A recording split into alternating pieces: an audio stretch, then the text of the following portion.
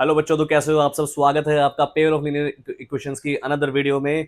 Class 10th का chapter number 3 हम कर रहे हैं, जहां हम सीखेंगे ग्राफिकल मेथड के आगे के क्वेश्चंस। लास्ट वीडियो में हमने ये देखा था कि ग्राफिकल मेथड के क्वेश्चंस को किस तरीके से सॉल्व करते हैं, ग्राफ को प्लॉट करने के लिए क्या क्या प्री रिक्विजिट होती है, क्या क्या चीजें हमें पता होनी चाहिए। बहुत छोटी छोटी चीजें, बहुत नीटनेस के साथ हमें ग्राफ को रिकॉर्ड करना होता है। नाउ अब हम क्या करेंगे, अब हम समझेंगे कि अलग अलग तरह की इक्वेशन हमें कैसी देखने को मिल सकती है। और एक एनसीईआरटी का बड़ा इंपॉर्टेंट क्वेश्चन आता है कंसिस्टेंसी और इनकंसिस्टेंसी वाली क्वेश्चंस का, वो क्वेश्चन भी हम आज की क्लास में डिस्कस करेंगे। जिसने अभी तक चैनल को लाइक सब्सक्राइब नहीं किया, प्लीज चैनल को लाइक सब्सक्राइब कर दीजिए, अपने दोस्तों को शेयर कर दीजिए, क्योंकि इस चैनल पे ऐसे ही बहुत सारा इंपॉर्टेंट कंटेंट आता रहेगा। ठीक है, चलते हैं, आज की वीडियो शुरू करते हैं।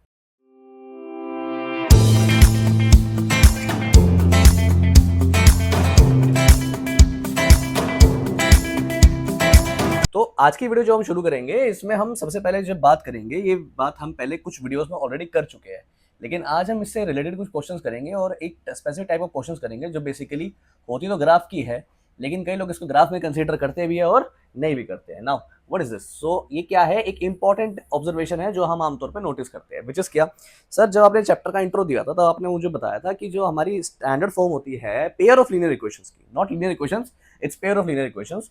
तो पेयर ऑफ लीनियर इक्वेशंस की जो हमारी स्टैंडर्ड फॉर्म होती है वो ऐसी होती है sir, a1x plus b1y plus c1 equals to 0। क्या, मैं यहां लिख देता हूं इसको, a1x plus b1y plus c1 equals to 0।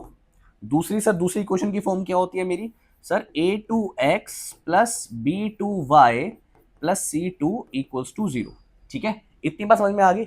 Now इससे रिलेटेड एक ऑब्जर्वेशन है मेरे पास सर, क्या मुझे हर बार ग्राफ प्लॉट करने की जरूरत है ये चेक करने के लिए कि मेरा जो सॉल्यूशन है वो यूनिक सॉल्यूशन आएगा या नहीं आएगा? इसका एक शॉर्टकट भी है। फॉर एग्जांपल मान के चलो एक इक्वेशन, दो इक्वेशन आपको दी हुई है और आपको ये बोला जाए कि आपको बताना है कि इस केस में जो सॉल्यूशन है वो यूनिक सॉल्यूशन आ रहा है या नो सॉल्यूशन आएगा या इनफाइनाइटली मेनी सॉल्यूशंस आएगा, तो आप कैसे पता लगाओगे इस चीज को? नाउ आप मान के चलो क्वेश्चन आता है आपका 1 नंबर का या 2 नंबर का, तो क्या आप उसमें ग्राफ प्लॉट करने लग जाओगे? नहीं, वो बहुत बड़ी बेवकूफी होगी। उस केस में हम क्या करेंगे, हम यहां वाला a1 सीधे इस वाले a1 को अपॉन में a2 रखेंगे, जैसे ये लिखा a1 अपॉन a2, और इस b1 के अपॉन में b2 रखेंगे, b1 अपॉन b2, और फिर दोनों को कंपेयर करेंगे। अगर दोनों का रेशो अनइक्वल आ जाए, अगर दोनों का रेशो अनइक्वल आ जाए तो हम समझ लेंगे कि a1 upon a2 is not equal to b1 upon b2। Now ऐसी कंडीशन में जब आपका a1 upon a2 b1 upon b2 के इक्वल नहीं होता, मैं यहां फिर से लिख देता हूं, जहां मेरा a1 upon a2 is not equal to b1 upon b2, ऐसे केस में मैं क्या बोल सकता हूं कि हमारे को यूनिक सॉल्यूशन मिलने वाला है। और ऐसी इक्वेशन को हम कंसिस्टेंट बोलते हैं। क्या बोलते हैं? कंसिस्टेंट। कंसिस्टेंट का मतलब क्या होता है? कंसिस्टेंट का मतलब होता है, बहुत ध्यान से देखना, बच्चे बड़ा कंफ्यूज होते हैं इसमें। कंसिस्टेंट का मतलब होता है सॉल्यूशन पॉसिबल। क्या? Solution possible. क्या सॉल्यूशन पॉसिबल है? चाहे एक भी हो, क्या सॉल्यूशन पॉसिबल है? तो कंसिस्टेंट का मतलब होता है सॉल्यूशन पॉसिबल, और इनकंसिस्टेंट का मतलब होता है सॉल्यूशन नॉट पॉसिबल। इनकंसिस्टेंट का मतलब होता है नो सॉल्यूशन पॉसिबल। इतनी बात समझ में आ गई आपको? प्लीज ये हाथों हाथ लिख लो। कंसिस्टेंट का मतलब होता है सॉल्यूशन पॉसिबल और इनकंसिस्टेंट का मतलब होता है सॉल्यूशन नॉट पॉसिबल। इतनी बात क्लियर होगी? फटाफट इसको लिखो।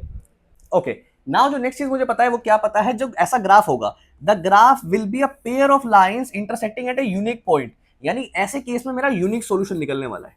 क्या निकलने वाला है? Unique solution. Unique solution. इतनी बात क्लियर होगी सबको? यस। तो पहली चीज मुझे क्या पता है सर, अगर a1 अपॉन a2 मेरा b1 अपॉन b2 के इक्वल नहीं आ रहा, अगर मेरा a1 upon a2 b1 upon b2 के इक्वल नहीं आ रहा, यानी कि दोनों की रेशियो इक्वल नहीं है, तो ऐसे केस में मैं क्या बोलूंगा सर, कंसिस्टेंट आ रहा है, यूनिक सॉल्यूशन आ रहा है। ठीक है, एक ही सॉल्यूशन आएगा।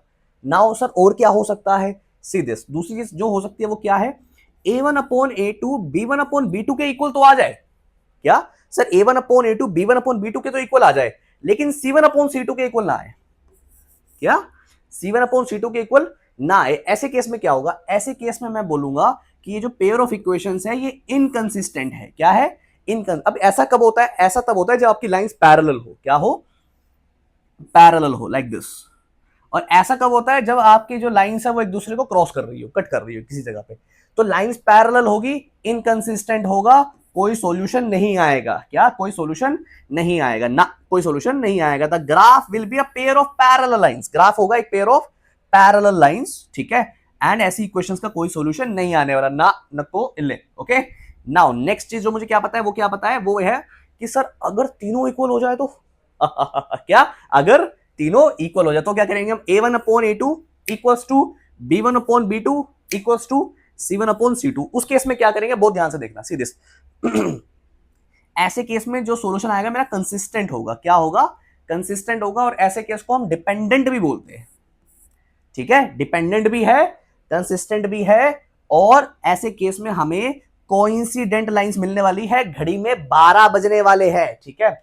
साथ ही साथ each point of the lines will be a solution and so the pair of equations will have infinitely many solutions. Infinitely many solutions निकलेंगे। कैसे, एक लाइन ये आ गई, दूसरी लाइन भी ये आ गई, और दोनों लाइंस एक दूसरे को कोइंसिडेंट कर रही है, ठीक है, कोइंसाइड कर रही है। इसका मतलब क्या हुआ कि इनफाइनाइटली मेनी सॉल्यूशंस निकलने वाले हैं। आई होप आपको ये समझ में आ गया हो, ठीक है। इससे रिलेटेड अभी हम कुछ क्वेश्चंस कर लेते हैं ताकि हमारा कंसेप्ट और अच्छे से क्लियर हो जाए। पर उससे पहले लिखने के लिए और याद करने के लिए मैं आपको एक टेबल दे देता हूं ताकि आपको और अच्छे से ये चीज क्लियर हो जाए।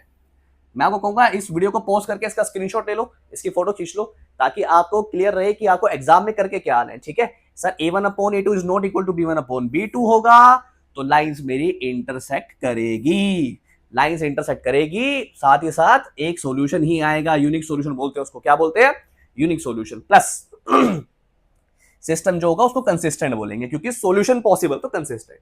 Now sir a1 upon a2 b1 upon b2 के इक्वल तो है, पर c1 अपॉन c2 के इक्वल नहीं है, तो ऐसे केस में लाइंस हो जाएंगी पैरेलल, कोई सॉल्यूशन नहीं निकलने वाला।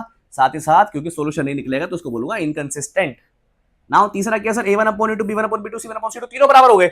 आप क्या करेंगे, कोइंसिडेंट लाइंस। क्या करेंगे, coincident lines, infinitely many solutions, infinitely many solutions. साथ ही साथ जो सिस्टम है इसको बोलेंगे हम कंसिस्टेंट। क्या बोलेंगे, कंसिस्टेंट है लेकिन डिपेंडेंट है। कभी कभी कंफ्यूज करने के लिए बोलते हैं कि बताओ इनमें से कंसिस्टेंट डिपेंडेंट कौन सा है, तो वो सिर्फ होगा इनफाइनाइटली मेनी सॉल्यूशन वाला, ठीक है। ऐसे बहुत से क्वेश्चंस हम चैप्टर के एंड में करने वाले हैं जहां पे हमें के की वैल्यू निकालनी पड़ेगी, ठीक है, लेकिन उसकी वीडियोस आगे आएंगी। अभी के लिए हम ये समझेंगे कि बिना ग्राफ प्लॉट करे हम ऐसे क्वेश्चंस को कैसे कर सकते हैं। तो उसके लिए एक क्वेश्चन यहाँ पे सामने आ रहा है, फटाफट वीडियो को पॉज करके सॉल्व करना शुरू करो, उसके बाद अपने आंसर्स को वीडियो के साथ साथ मैच करते रहो। देखिए ये क्वेश्चन आपके सामने है। क्वेश्चन क्या दिया हुआ है, by comparing the ratios a1 upon a2 b1 upon b2 and c1 upon c2 find out whether the lines representing the following pairs of linear equations intersect, parallel या coincident। तो बिना ग्राफ प्लॉट किए a1 upon a2 b1 upon b2 और c1 upon c2 के ratios को compare करते हुए मुझे ये बताना है कि मेरी जो लाइंस है वो इंटरसेक्ट कर रही है, पैरेलल है या कोइंसिडेंट है। शुरू करें, ओके नाउ देख लेते हैं। तो सबसे पहले मुझे बताओ, यहां से शुरू कर रहे हैं सबसे पहले। यस, मुझे बताओगे मेरा a1 क्या है फर्स्ट इक्वेशन में।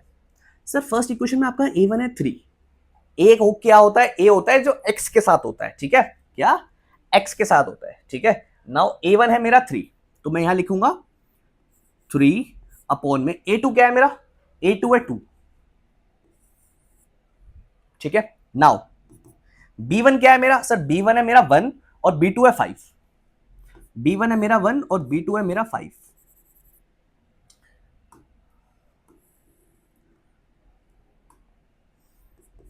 अच्छा c1 क्या है मेरा, सर c1 है मेरा -14, ध्यान रखना माइनस का साइन है। c1 है -14 और c2 है -5। c1 है -14 और c2 है -5। नाउ सीरीज वैसे तो कट जाता है, पर मुझे बताओ क्या a1 upon a2 b1 upon b2 के इक्वल आ रहा है, नहीं आ रहा। क्या ये दोनों एक दूसरे के इक्वल नहीं है, और क्योंकि ये दोनों एक दूसरे के इक्वल नहीं है उससे मेरा मैटर नहीं है, उससे वाला मैटर बाद में शुरू होता है जब ये दोनों इक्वल होते हैं। पर अगर यही दोनों इक्वल नहीं है तो मैं क्या बोलूंगा, मैं खुशी खुशी नाचते हुए बोलूंगा यूनिक सॉल्यूशन। क्या बोलूंगा, यूनिक सॉल्यूशन, ठीक है। बोलो यशोदी बल्ले बल्ले, ठीक है। चले आगे, ओके नाउ नेक्स्ट जो आता है मेरा वो क्या आता है, वो आता है ये विच इज, देखते हैं इसमें क्या आने वाला है। ओके बिना ग्राफ प्लॉट करे मैं देख रहा हूं, वहां पे मुझे पता है यूनिक सॉल्यूशन आने वाला है। अगर तुम्हारे को ग्राफ प्लॉट करना तुम ग्राफ प्लॉट करके देख सकते हो, लेकिन वो टोटली टाइम वेस्ट होगा, ठीक है। यहां क्वेश्चन में क्लियर कट बोला हुआ है कि आपको रेशियोज को कंपेयर करना है। क्या करना है, रेशियोज को कंपेयर। ओके आगे चलते हैं। नाउ a1 अपॉन a2, यहां पे क्या है, a1 है सर मेरा 5, a2 क्या है सर, a2 है मेरा 10, ओके जी। b1 क्या है सर, b1 है मेरा 3, b2 क्या है सर, b2 है मेरा 6, C1 क्या है सर? C1 है मेरा -15। मैं फिर से बोल रहा हूं, माइनस का साइन ध्यान रखना, बच्चे बहुत गलती करते हैं इसमें। और C2 क्या है? C2 है -30। नाउ माइनस से माइनस गया, ये कट गया 1/2, ये भी गया 1/2, ये भी गया 1/2। तो क्योंकि तीनों इक्वल आ गए, 1/2 1/2 1/2, अगर तीनों इक्वल आ गए तो मैं क्या बोलूंगा? कंसिस्टेंट है। इनफाइनाइटली मैनी सॉल्यूशंस, कितने सॉल्यूशंस आएंगे इसके? Infinitely many solutions. इतनी बात क्लियर है? इसका स्क्रीनशॉट ले लो प्लीज, हाथ के हाथ लिखते रहो या इसका स्क्रीनशॉट ले लो। ऐसे क्वेश्चन आपको एग्जाम में आ सकते हैं, 1 नंबर 2 नंबर में ऐसे क्वेश्चन बहुत आते हैं। एक क्वेश्चन एमसीक्यूज में कंफर्म है, ठीक है? आगे चलते हैं। एक क्वेश्चन मैं अभी आपको बता रहा हूं, एक क्वेश्चन कंफर्म आएगा ऐसा question. Okay, now next MCQs में आता है ऐसा question. Yes, A1/A2 B1/B2 C1/C2, यहां देख लेते हैं। तो A1/A2 which is 5/15, B1/B2 which is -1/-3 and C1/C2 is 7/17। Now sir minus से माइनस गया, 5 से 15 गया, 1/3। तो 1/3 बट 7/17। ओके, तो इसका मतलब क्या हुआ? A1/A2 B1/B2 के इक्वल तो है, पर C1/C2 के इक्वल नहीं है। C1/C2 के इक्वल नहीं है, तो मैं क्या बोलूंगा? A1/A2 equals to B1/B2। ऐसे केस में सर A1/A2 इक्वल आ रहा है B1/B2 के, पर ये इक्वल नहीं आ रहा C1/C2 के। ऐसे केस में मैं क्या बोलता हूं? Parallel lines no solution. क्या? पैरेलल लाइंस नो सॉल्यूशन, कोई सॉल्यूशन पॉसिबल नहीं है। इतनी बात क्लियर होगी आपको? ठीक है, इजी था क्वेश्चन, ये फटाफट सॉल्व करने वाला क्वेश्चन है। ठीक है, शुरू करें, एक और क्वेश्चन करें ऐसा ही। चलो ओके, वीडियो को पॉज करके हाथों हाथ आई होप आपने लिख लिया होगा इसको। चलते हैं नेक्स्ट क्वेश्चन करते हैं अब हम। ओके, अगेन एक क्वेश्चन ऐसे मिलता जुलता आ रहा है आपके स्क्रीन पे। क्या क्वेश्चन दिया हुआ है? क्वेश्चन पढ़ लो एक बार, वीडियो को पॉज करके। अगर आपको क्वेश्चन ट्राई करना है पहले ट्राई कर लो, फिर उसके बाद वीडियो को कंटिन्यू करके अपने आंसर्स मेरे साथ मैच करना। तो क्या क्वेश्चन दिया हुआ है मुझे? On comparing the ratios A1/A2 B1/B2 and C1/C2, आपको फाइंड करना है कि जो इक्वेशंस है वो कंसिस्टेंट है या इनकंसिस्टेंट है। ठीक है, क्या कंसिस्टेंट है या इनकंसिस्टेंट है? करें? ओके, करते हैं। तो वीडियो को आपने पॉज करके इस क्वेश्चन को ट्राई कर लिया होगा। नाउ अब इसका सॉल्यूशन देखते हैं। ठीक है, ओके। तो फर्स्ट केस जो मेरा आता है वो क्या है sir? 4x minus y equals to 4 and 3x plus 2y equals to 14। Now A1/A2 तो देख लेते हैं हम। A1/A2 क्या निकलता है मेरा यहाँ पे? 4/3। B1/B2 -1/2। मुझे C1/C2 पे जाने की जरूरत ही नहीं है, सच्चाई बताऊं, क्योंकि इन दोनों को देख के पता चल रहा है मुझे क्लियरली। मैं क्या लिखूंगा यहाँ पे, ध्यान से देखना clearly. A1/A2 is not equal to B1/B2, therefore unique solution. क्या क्या बोलूंगा मैं? Unique solution. क्लियर है मेरी बात? therefore ये जो केस है वो यूनिक सॉल्यूशन का है। पर उसने पूछा था कि कंसिस्टेंट है या इनकंसिस्टेंट है, तो मैं बोलूंगा कंसिस्टेंट। ठीक है, इक्वेशंस क्या है हमारी? कंसिस्टेंट। ठीक है, कंसिस्टेंट इक्वेशन। ठीक है, नाउ नेक्स्ट केस जो आता है मेरा वो है 3x minus 5y equals to 11 and 6x minus 10y equals to 7। इसको भी ले आऊं स्टैंडर्ड फॉर्म में ले आऊं पहले? पहले स्टैंडर्ड फॉर्म में ले आते हैं इसको, दोनों के c को मैं लेफ्ट साइड में ले आता हूं। तो सेकंड पार्ट मुझे क्या दिया हुआ है एक बार लिख लेते हैं यहाँ पे, which is 3x minus 5y equals to 11 and 6x minus 10y equals to 7। ठीक है, कैसे करेंगे दोनों को बहुत ध्यान से देखना। Now 3x minus 5y minus 1 equals to 0, right? अच्छा, 6x minus 10y minus 7 equals to 0, right? Okay, now a1 क्या है मेरा? 3, a2 क्या है मेरा? सॉरी, b1 क्या है मेरा? -5 और c1 है मेरा -1। इधर देख लेते हैं, a2 क्या है मेरा? 6, b2 क्या है मेरा? -10 और c2 क्या है मेरा? -7। नाउ कंपेयर करते हैं। A1/A2 कितना आ रहा है? A1/A2 3/6,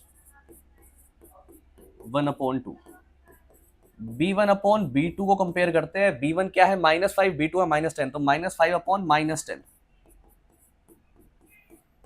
1/2। और c1 अपॉन c2 को कंपेयर करते हैं। c1 क्या है मेरा -1 अपॉन -7, राइट। ओके, नाउ क्या बोल सकता हूं मैं sir, a1 upon a2 b1 upon b2 के इक्वल तो आ रहा है। क्या लिखेंगे clearly, a1 upon a2 b1 upon b2 के इक्वल तो है, पर c1 अपॉन c2 के इक्वल नहीं है। ऐसे केस में क्या होता है, ऐसे केस में क्या बोलता हूं, पैरेलल लाइंस होती है इनकंसिस्टेंट और नो सॉल्यूशन। क्या पैरेलल लाइंस, ऐसे लिखते हैं इसको, पैरेलल लाइंस होती है। साथ ही साथ मुझे क्या पता होता है ये केस किसका है, इनकंसिस्टेंट का, क्योंकि सॉल्यूशन पॉसिबल नहीं है। इनकंसिस्टेंट इक्वेशन, ठीक है, इसका मतलब नो सॉल्यूशंस। वैसे उसने सिर्फ ये पूछा था कि आपकी जो इक्वेशन है वो कंसिस्टेंट है या इनकंसिस्टेंट है, ठीक है। आई होप आपको वीडियो में बहुत मजा आया होगा, आपको बहुत कुछ सीखने को मिला होगा। आप इस वीडियो को अपने दोस्तों के साथ जरूर शेयर कर दीजिए, ताकि उनको भी ऐसे क्वेश्चन जब एग्जाम में आएंगे तो हेल्प मिल सके। मिलते हैं आपसे अगली वीडियो में, जहां हम समझेंगे अलजेब्रिक मेथड्स क्या है इक्वेशन को सॉल्व करने के, ठीक है। तब तक के लिए टाटा, बाय बाय।